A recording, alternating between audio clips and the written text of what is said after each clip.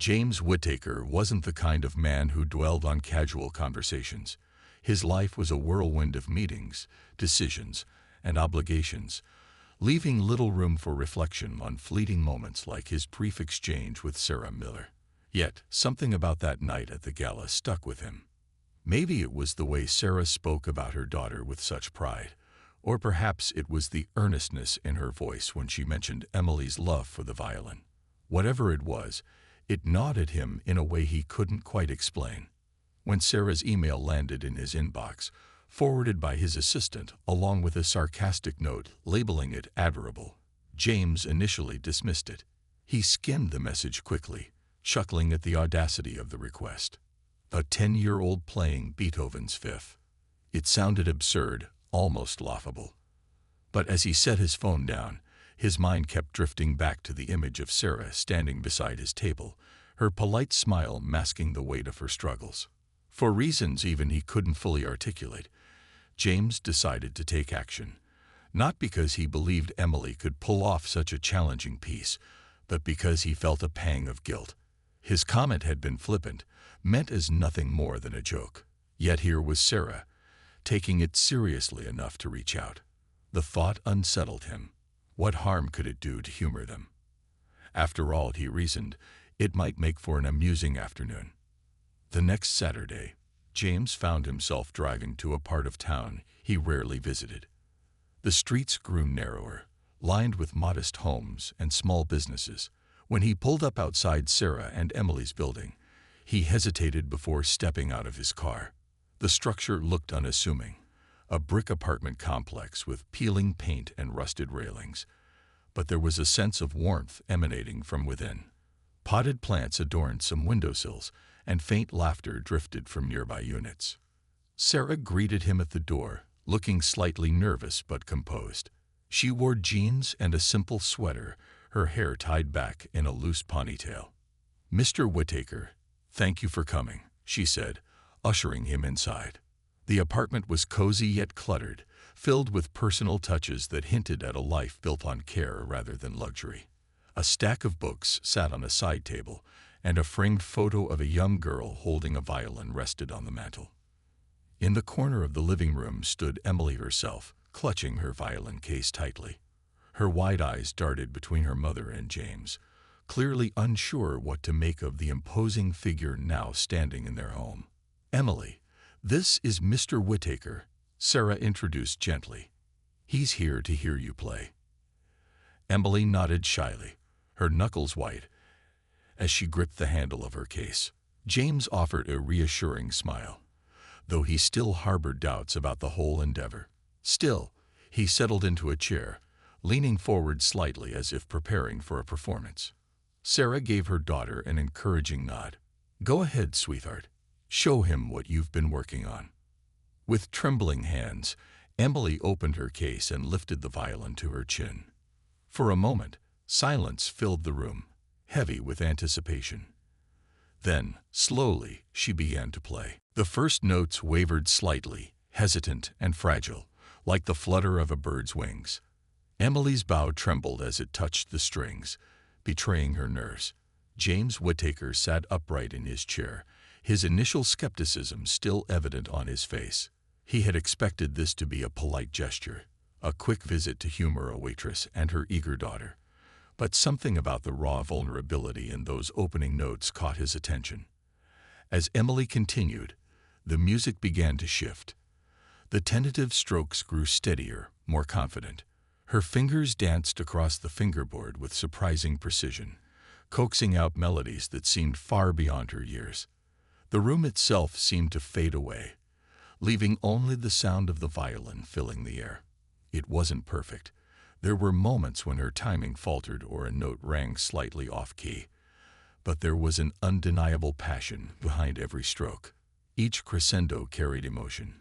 Each pause felt deliberate, as though she were pouring her very soul into the performance. James leaned forward, his brow furrowing in disbelief. This wasn't just a child playing a difficult piece. It was a glimpse of pure talent, untamed and brimming with potential. Beethoven's Fifth Symphony was no small feat, even for seasoned musicians. Its thunderous opening motif demanded power and control, while its intricate passages required finesse and technical mastery. And yet, here was a 10-year-old girl, standing in a modest living room, bringing one of the most iconic compositions in classical music to life. Sarah watched silently from the corner, her hands clasped tightly together. She saw the transformation in her daughter. The way her shoulders relaxed, the way her eyes closed, as if she were lost in the music. For weeks, Emily had practiced tirelessly, driven by a dream that once felt impossibly distant. Now, seeing her perform with such conviction, Sarah felt tears welling up in her eyes. This wasn't just a performance. It was proof of everything they had worked for, everything they had hoped for. When the final note faded into silence, the room remained still for a heartbeat. Then, slowly, James exhaled, as if he'd been holding his breath without realizing it. His expression softened, replaced by something akin to pure astonishment. He stared at Emily, who stood frozen, her violin lowered but her gaze fixed nervously on him. For a moment, no one spoke. The weight of what had just happened hung heavy in the air. Finally, James broke the silence. "That was incredible," he said, his voice low but sincere. Emily blinked, unsure how to respond. I messed up a few parts," she stammered, glancing at her mother for reassurance. James shook his head firmly. "No, you didn't. Not in the way that matters. You played with heart, Emily. That's something not everyone can do." Sarah stepped forward then, her own emotions threatening to spill over. "Thank you," she whispered, her voice trembling. "This means so much to us." James waved a hand dismissively, though his eyes betrayed the depth of his feelings. "Don't thank me yet," he said with a faint smile, "because I think we're just getting started." His words hung in the air, carrying a promise neither Sarah nor Emily fully understood at the time. But as the three of them sat together in that humble apartment, surrounded by the lingering echoes of Beethoven's masterpiece, one thing became clear. This chance encounter had ignited something extraordinary. A seed had been planted, and it was already beginning to grow. The grand ballroom of the Manhattan Charity Gala buzzed with energy. Crystal chandeliers hung high above, casting warm glows over tables adorned with pristine white linens and sparkling silverware. The room was filled with the city's elite, business tycoons, celebrities, politicians, all dressed to impress. Among them sat James Whittaker, a man whose name was synonymous with success. As the CEO of one of the largest tech companies in the world, he had earned a reputation for being both brilliant and intimidating. His sharp suits and sharper tongue made him stand out even in a crowd like this. James wasn't particularly thrilled about attending the gala. He found these events tedious, full of forced smiles and empty conversations. But as a major donor to the charity hosting the event, his presence was expected. So there he sat, nursing a glass of champagne, half listening to the chatter around him. That's when Sarah Miller approached his table. Sarah was working the event as a waitress, weaving through the sea of guests with practiced ease. Dressed in a simple black uniform, she carried trays of hors d'oeuvres with a polite smile. She didn't belong to the glamorous world of the people she served, but she carried herself with quiet dignity. When she stopped at James's table to refill his drink, their eyes met briefly. Something about her calm demeanor caught his attention. "Long night?" James asked casually, breaking the silence. It wasn't often that someone held his gaze without flinching. Sarah nodded, offering a small laugh. "You could say that. These heels aren't exactly made for comfort." James smirked, leaning back in his chair. "Well, at least you're not stuck making small talk with strangers all evening." Her lips curved into a genuine smile. "I suppose we all have our challenges tonight." For reasons he couldn't explain, James felt intrigued. Maybe it was the honesty in her voice or the way she seemed unfazed by his status. Whatever it was, he decided to keep the conversation going. "So, what do you do when you're not playing server at fancy parties?" "I'm a single mom," Sarah replied matter-of-factly. "My daughter, Emily, keeps me busy most days." "Oh, "How old is she?" James asked, genuinely curious now. 10. "She's smart, funny, and incredibly talented." Sarah's face lit up as she spoke about her daughter. "She loves playing the violin. Spends hours practicing every day." James raised an eyebrow, amused. "Violin? Huh. Any good?" "She's amazing," Sarah said proudly. Then, after a pause, she added with a hint of wistfulness, "If only we could afford better lessons or a nicer instrument." James chuckled, waving a hand dismissively. "Tell her to practice something unforgettable, like Beethoven's Fifth. Next time I see her, maybe she can play it for me." It was meant as a joke, a light-hearted comment to wrap up the conversation. But Sarah didn't laugh. Instead, she looked at him thoughtfully, as if considering the idea. For a moment, James wondered if he'd said something wrong. Before he could clarify, she gave him a polite nod and moved on to the next table, leaving him alone with his thoughts. As the evening wore on, James forgot about the brief exchange. To him, it was just another fleeting interaction in a long line of many. Little did he know, those few words would set off a chain of events that would change not only his life, but also the lives of Sarah and Emily forever. The week following the gala passed quickly for Sarah Miller, though it felt anything but ordinary. She returned to her routine, juggling long shifts at the diner, managing household chores, and ensuring Emily stayed on track with her schoolwork. But the memory of her conversation with James Whittaker lingered in the back of her mind. His offhand remark about Beethoven's Fifth had struck a chord, not because it was funny, but because it planted an idea. What if Emily really could play something unforgettable? What if this chance encounter turned into something more? That Friday evening, after finishing her shift, Sarah walked through the door of their modest apartment to find Emily sprawled on the living room floor, surrounded by sheet music and her battered violin case. The instrument itself was old, its wood scratched and worn from years of use, but it still held sentimental value. It had been a gift from Sarah's late mother. "How was practice today?" Sarah asked, setting down her bag and slipping off her shoes. Emily looked up, her face glowing with determination. "Good. I've almost got the second movement perfect." Sarah smiled, sinking onto the couch.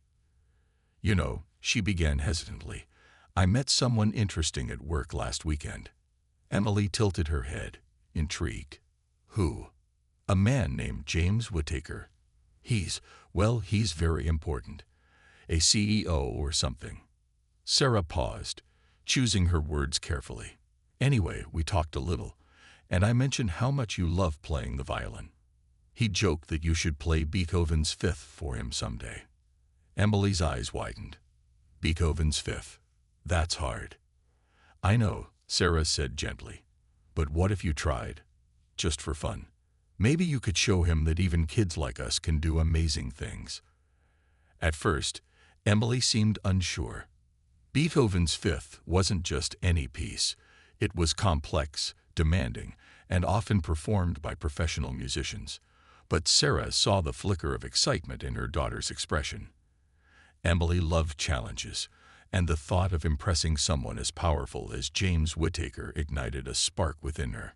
Over the next few days, Emily threw herself into practicing with renewed vigor. Every spare moment was spent hunched over her violin, fingers sore from pressing the strings, arms aching from holding the bow steady.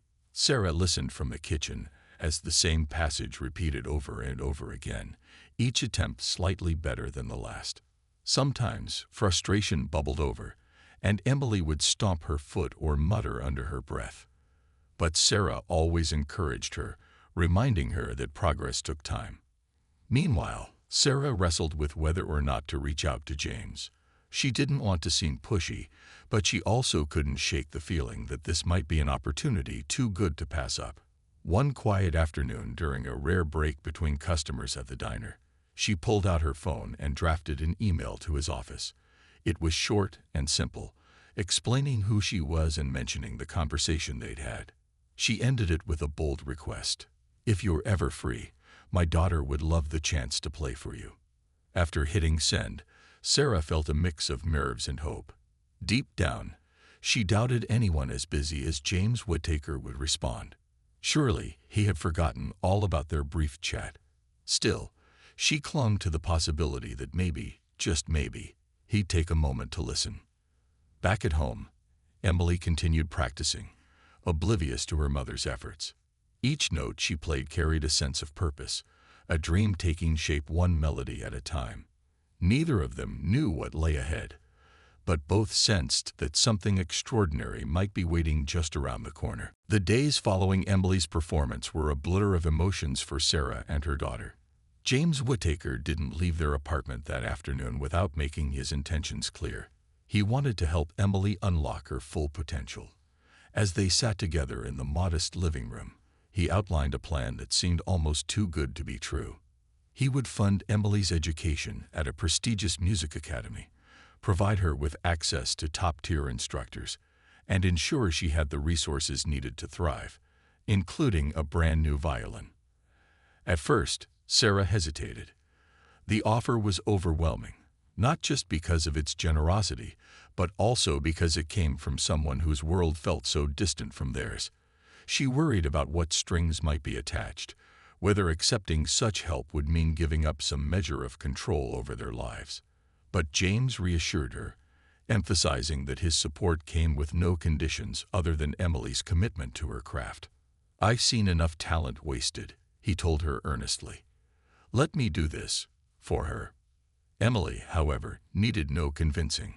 Her eyes sparkled with excitement as she imagined stepping into a world where music wasn't just a hobby, but a path to something greater. Still, Sarah made sure her daughter understood the responsibility that came with this opportunity. "This isn't just about playing the violin anymore," she said one evening, sitting beside Emily on their worn couch. "This is about working harder than you ever have before. Can you promise me that?" Emily nodded solemnly, her small hands gripping the edge of her seat. "I promise, Mom. I'll make you proud." And so their lives began to change in ways neither of them could have predicted. Within weeks, Emily enrolled in the prestigious Violin Conservatory, a school known for nurturing young prodigies. On her first day, she clutched her new violin tightly, its polished surface gleaming under the sunlight. It was heavier than her old instrument, both literally and metaphorically, carrying with it the weight of expectation. Yet, as she walked through the conservatory's grand halls, surrounded by students who shared her passion, Emily felt a sense of belonging she'd never experienced before. Her instructors immediately recognized her raw talent, though they also saw areas that needed refinement. They pushed her relentlessly, challenging her technique and demanding discipline. Some days, Emily struggled under the pressure, feeling overwhelmed by the high standards. But Sarah was always there to remind her why they had taken this leap of faith. "You're doing this because you love it," she'd say during late-night practice sessions. "Don't let anyone take that away from you, not even yourself." Meanwhile, James took an active role in Emily's journey, attending recitals and checking in regularly to see how she was progressing. At first, Sarah found his involvement slightly intrusive, but over time, she grew to appreciate his genuine interest. He wasn't just throwing money at the problem. He cared deeply about seeing Emily succeed. Their bond deepened as well, evolving into a mentorship that benefited them both. For James, witnessing Emily's growth reignited a long-forgotten sense of wonder. He realized that success wasn't just about building empires, but also about creating opportunities for others. As months turned into years, Emily flourished. She went from being the shy girl clutching her battered violin to a confident musician capable of commanding a stage. Her classmates admired her dedication, and her teachers marveled at her progress. Though challenges remained, Emily faced them head-on, fueled by the unwavering support of her mother and the unexpected guidance of a man who had once dismissed their dreams with a joke. Little did any of them know, the road ahead would test their resolve in ways they couldn't yet imagine. But for now, they reveled in the magic of possibility, knowing they had already achieved something remarkable. turning a fleeting moment into a life-altering opportunity. As Emily's fame grew, so did the scrutiny surrounding her meteoric rise. Journalists began digging deeper into her story, piecing together how a young girl from a modest background had risen to international acclaim in such a short span of time. It wasn't long before James Whittaker's name surfaced in headlines, and with it came a wave of controversy that threatened to overshadow Emily's achievements. The whispers started innocuously enough. A blog post here, a tabloid article there, questioning James's motives for supporting Emily. Some accused him of using her story as a publicity stunt to polish his corporate image, painting him as a manipulative billionaire exploiting a struggling family for personal gain. Others suggested that Emily's success was less about talent and more about privilege, implying that her rise was fueled solely by James's financial backing, rather than her own hard work. Social media amplified these accusations, with hashtags like #FakeProdigy and #WhitakerPublicityStunt trending online. For Emily, reading these comments was gut-wrenching. She had spent years proving herself, not just to others, but to herself. And now, it felt like her journey was being reduced to a cynical narrative she didn't recognize. Sarah tried to shield her daughter from the backlash, urging her to focus on her music instead of the noise around it. "They don't know you," Sarah said one evening, sitting beside Emily on their apartment couch. "They don't know how hard you've worked or how much this means to you. Don't let them take that away." But the criticism stung all the same. For James, the accusations were even harder to bear. He had never sought recognition for helping Emily. If anything, he saw it as a small way to make amends for a lifetime of missed opportunities to give back. Now, faced with mounting public distrust, he considered stepping away entirely. "Maybe I should distance myself," he told Sarah during a phone call. "If my involvement is hurting her reputation, then—" "No," Sarah interrupted firmly. "You don't get to walk away now. You helped her when no one else would. Don't let a few angry people rewrite what you've done." Despite Sarah's reassurance, James struggled with guilt. He wondered if he had overstepped, if his decision to intervene had inadvertently turned Emily's life into fodder for gossip columns. Yet, just as doubt began to creep in, Emily made a bold move that silenced many of her detractors. During an interview on a popular morning talk show, the host broached the topic of James's role in her career. The question hung in the air, loaded with unspoken tension. Emily took a deep breath, looked directly into the camera, and spoke with unwavering conviction. "Mr. Whittaker didn't hand me success. He gave me a chance," she said. "Yes, he paid for my education and bought me a better violin, but none of that matters without the hours I've spent practicing, the sacrifices my mom has made, and the passion I have for music. Anyone who says otherwise doesn't understand what it takes to achieve something like this."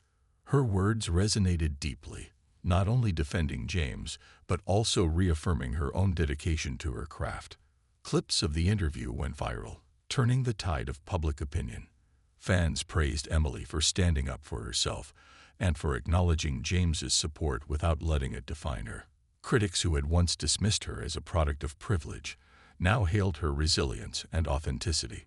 James watched the interview from his office, his chest tightening with emotion. When Emily mentioned him, calling him a man who believed in me when I needed it most, he felt a lump rise in his throat. That night, he called Sarah, his voice thick with gratitude. "Thank you," he said simply, "and thank Emily for standing by me." Through the storm, their bond only strengthened. What began as a chance encounter at a charity gala had evolved into a partnership built on trust, respect, and mutual admiration. Though challenges remained, they faced them together, united by a shared belief in the power of kindness and opportunity to change lives forever. Years later, Emily Miller stood on the stage of a sold-out concert hall in Vienna, one of the most prestigious venues in the world. The spotlight illuminated her as she held her violin, poised and confident, ready to perform for an audience that had traveled from across the globe to witness her artistry. At 25, she was no longer just a prodigy. She was a legend in her own right, celebrated not only for her technical mastery, but also for the emotional depth she brought to every performance. As the final notes of her encore piece echoed through the grand hall, the crowd erupted into applause, rising to their feet in unison.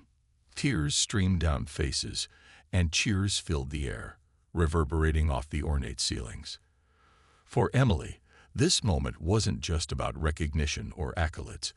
It was a testament to how far she had come, and the people who had helped her along the way. Her mind drifted back to the tiny apartment where she practiced late into the night, the worn violin case passed down from her grandmother, and the man whose offhand comment had set everything in motion. Later that evening, during a private reception hosted in her honor, Emily delivered a heartfelt speech. Clutching the microphone with trembling hands, she began by thanking her instructors, mentors, and fans. Then, her voice softened as she turned to two people seated in the front row, her mother, Sarah, and James Whittaker. "There are moments in life that shape us in ways we can't predict," she said, her eyes glistening. "For me, one of those moments happened when I was 10 years old, practicing Beethoven's Fifth Symphony in our living room. My mom believed in me even when things felt impossible, and Mr. Whittaker, well, he gave me a chance I never thought I'd have." She paused, glancing at James, who sat quietly, his expression unreadable. "You told me once that success isn't just about building empires. It's about creating opportunities for others. That's exactly what you did for me. And because of that, I've been able to share my music with the world." The room fell silent, save for the sound of sniffles as guests wiped away tears. James rose slowly to his feet, visibly moved. He approached the stage, shaking his head slightly as if to dismiss the notion that he deserved such praise.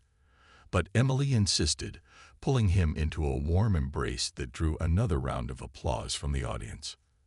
That night, as the three of them sat together after the event, sharing stories and laughter over dessert, James reflected on the journey they'd taken. What had started as a flippant remark, a joke meant to fill an awkward silence, had blossomed into something extraordinary. Helping Emily hadn't just changed her life, it had transformed his own. In mentoring her, he had rediscovered a sense of purpose, learning that true fulfillment came not from wealth or power, but from lifting others up. For Sarah, watching her daughter achieve her dreams while maintaining her humility and kindness was the greatest reward. She often thought about the sacrifices they'd made, the late-night shifts, the second-hand clothes, the countless hours spent worrying about the future, but none of it seemed difficult anymore. Every challenge had been worth it to see Emily standing on that stage, radiating confidence and joy. As the years went on, Emily continued to inspire audiences worldwide, using her platform to advocate for underprivileged children and aspiring musicians. She founded a scholarship program in James's name, ensuring that other talented kids would have access to the resources they needed to succeed. Meanwhile, James became a vocal supporter of arts education, funding programs in underserved communities and encouraging corporations to invest in cultural initiatives. Their story became a symbol of hope, a reminder that sometimes the smallest gestures could lead to the biggest transformations. A single comment, a leap of faith, and an unwavering belief in someone's potential had created a ripple effect that touched countless lives. Together, they proved that kindness, opportunity, and perseverance could change the world, one note at a time. Years passed, and Emily Miller transformed from a wide-eyed child with a battered violin into a young artist whose name began to resonate in the world of classical music. Her journey at the Bellamy Conservatory had been rigorous, filled with countless hours of practice, demanding performances, and moments of self-doubt. But through it all, she persevered, driven by her love for music and the unwavering support of her mother and James Whittaker. By the time she turned 16, Emily was no longer just another student at the conservatory. She was its star. Her teachers spoke of her with pride, describing her as a prodigy who combined technical brilliance with an emotional depth rarely seen in someone so young. Recital halls that once intimidated her now felt like extensions of herself, places where she could express the deepest corners of her soul through her violin. Audiences marveled at her ability to captivate them, often rising to their feet in thunderous applause after her performances. Her breakthrough came when she was invited to perform at Carnegie Hall, a dream venue for any musician. The invitation arrived unexpectedly, forwarded by one of her instructors who had submitted a recording of Emily's rendition of Tchaikovsky's Violin Concerto without telling her. When Emily received the news, she burst into tears, overwhelmed by the magnitude of the opportunity. Carnegie Hall, she whispered to her mother later that evening, still struggling to believe it. Me? At Carnegie Hall. Sarah hugged her tightly, tears streaming down her own face. You've earned this, sweetheart. Every single note. James, too, was thrilled, though he tried to mask his pride with his usual stoic demeanor. He attended every rehearsal leading up to the performance, offering quiet encouragement and ensuring Emily had everything she needed. On the night of the concert, he sat in the front row, his heart pounding as the lights dimmed and the audience fell silent. When Emily walked onto the stage, clad in a simple yet elegant gown, clutching her violin, he felt a surge of emotion he hadn't anticipated. This wasn't just a performance. It was the culmination of years of hard work, sacrifice, and belief. As Emily began to play, the room seemed to hold its breath. Her bow glided across the strings with effortless grace, each note resonating with clarity and power. The concerto unfolded like a story, weaving moments of joy, longing, and triumph into a tapestry of sound. By the final movement, the audience was spellbound, many wiping away tears as the last note hung in the air. For several seconds, there was complete silence, a testament to the impact of what they had just witnessed. Then the hall erupted into applause, echoing off the ornate ceilings as people rose to their feet in admiration. Afterward, journalists flocked to interview her, calling her the next great virtuoso and praising her ability to connect with listeners on such a profound level. Critics wrote glowing reviews, comparing her to legends like Itzhak Perlman and Hilary Hahn.